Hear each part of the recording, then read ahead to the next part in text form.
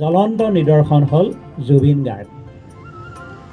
আনকি এটা মুৰ্গী পোৱালিও তেওঁ পোহপাল দি ডাঙৰ দীঘল কৰিছে, সকলোৱে এইটো কথা জানে। গতিকে আনহাতেদি সকলো ধৰ্মৰ মূলমন্ত্ৰ মানৱ আৰু কৰ্ম সংস্কৃতি, মানৱ সেৱা আৰু কৰ্ম সংস্কৃতি। যিটো কৰ্ম সংস্কৃতিৰ ইতিমধ্যেই আমাৰ পঞ্জীয়ক মহোদয়ে কৈ থৈ গৈছে যে 38,000 গীত 52 বছৰ অতিক্ৰম কৰি প্ৰায় 53 বছৰ বয়স হ'বৰ আগমুহূৰ্তত তেওঁ সম্পূৰ্ণ কৰিছে। তাৰ উপৰিও চিনেমা আৰু বিভিন্ন ক্ষেত্ৰত তেখেতৰ জড়িতৰ কথা সকলোৱে, বানপানী সাহায্যৰ পৰা ধৰি সকলো ক্ষেত্ৰত সকলোৱে আমি জানো। গতিকে সেইজন শিল্পীক আমি তেতিয়াহে জীয়াই ৰাখিব পাৰিম, আমিতো সকলোৱে গান গাব নোৱাৰোঁ, আমিতো সকলোৱে চিনেমা প্ৰযোজনা কৰিব নোৱাৰোঁ। আমি কি কৰিব পাৰোঁ?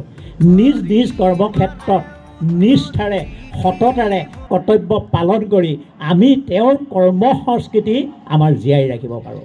গতিকে মই ডিব্ৰুগড় বিশ্ববিদ্যালয়ৰ পৰিয়ালৰ শিক্ষক, শিক্ষয়িত্ৰী, কৰ্মচাৰী, বিষয়া আৰু মোৰ অতি মৰমৰ ছাত্ৰ ছাত্ৰীসকলক আমি যাতে এই বিশ্ববিদ্যালয়তো কৰ্ম সংস্কৃতি ধৰি ৰাখি আমাৰ কৰ্মই যে আমাৰ ধৰ্ম, আমি নিজ নিজ ক্ষেত্ৰত নিজ নিজ লক্ষ্যত কেনেদৰে কৰ্ম ৰাতি দিন একাকাৰ কৰি আমি কৰ্ম কৰি আমাৰ লক্ষ্যত উপনীত হ'ব পাৰোঁ, সেই আদৰ্শৰে যাতে আমি আগবাঢ়ি যাব পাৰোঁ, সেই লক্ষ্য স্থিৰ কৰিব পাৰোঁ।